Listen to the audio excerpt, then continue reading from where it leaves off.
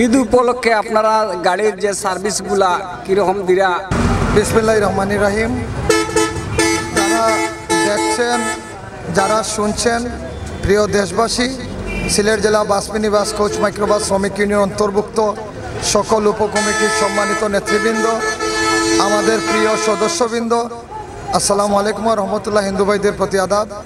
আমি ধন্যবাদ জানাই আমাদের মা টিভির সাংবাদিক ভাইকে যে উনি লাইভের মাধ্যমে আগামী ঈদুল আজহা উপলক্ষে আমাদের প্রয়োজনীয় ব্যবস্থা সম্পর্কে জানতে।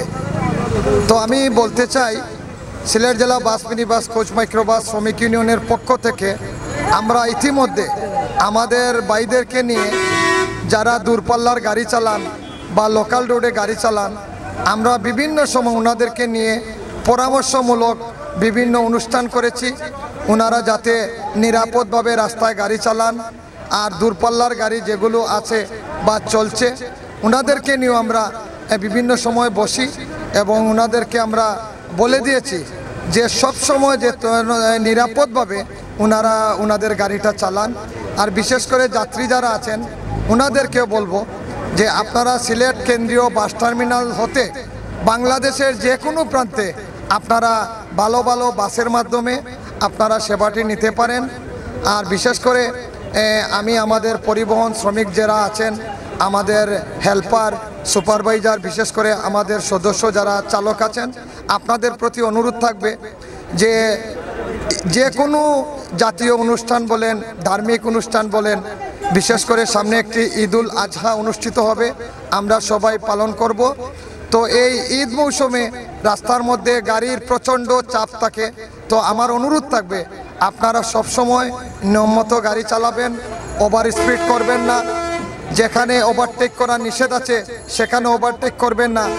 আর বিশেষ করে আমাদের আন্তর্জেলা রোডে যে সমস্ত গাড়ি আছে, আমাদের ইতিমধ্যে আমাদের সিলেট জেলার সড়ক পরিবহন মালিক সমিতির মাধ্যমে আমরা যেটা জানি, আমরা বিভিন্ন কাউন্টারে আমরা বলে দিয়েছেন যে ওই যে ভাড়ার যে ব্যাপারটা, আমাদের নির্ধারিত ভাড়া যেটি আছে ইনশাল্লাহ সেটিই থাকবে, অতিরিক্ত কোনো ভাড়া নেওয়া হবে না। আর নিয়মিত কেন্দ্রীয় বাস টার্মিনাল হতে বাংলাদেশের প্রত্যেকটি জেলায় গাড়ি যাবে ইনশাল্লাহ, সবাই সেবাটি নেবেন। আর যদি মনে করেন আপনাদের যাত্রী সাধারণ যারা আছেন, আপনাদের যদি কোনো প্রয়োজনীয় পরামর্শ থাকে, সহযোগিতা থাকে, অবশ্যই আমাদেরকে জানাবেন, আমরা আপনাদেরকে পরামর্শ এবং সহযোগিতা নেওয়ার চেষ্টা করব।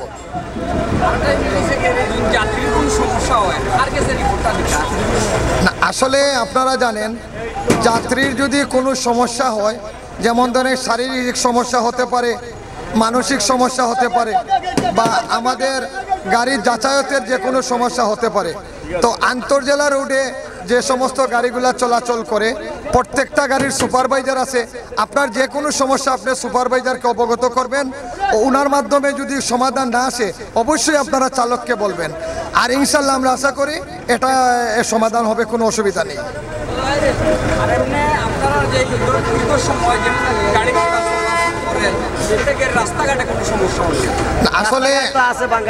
আসলে জানেন আপনি, এটা খুব দুঃখের বিষয়, আমরা বাংলাদেশের মধ্যে একই রাস্তায় অনেক ধরনের গাড়ি যাতায়াত করে, ছোট গাড়ি বড় গাড়ি বলেন। তো আমরা এই রাস্তার মধ্যে এখন তো দেশের অনেক জায়গায় বন্যাও চলতেছে, দেখা যায় রাস্তার মধ্যে বাড়িঘর পর্যন্ত করা হয়েছে।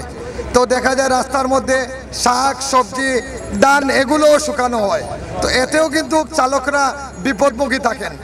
তো আমি আশা করি এগুলো যারা করেন আপনারা রাস্তার থেকে সরে থাকবেন।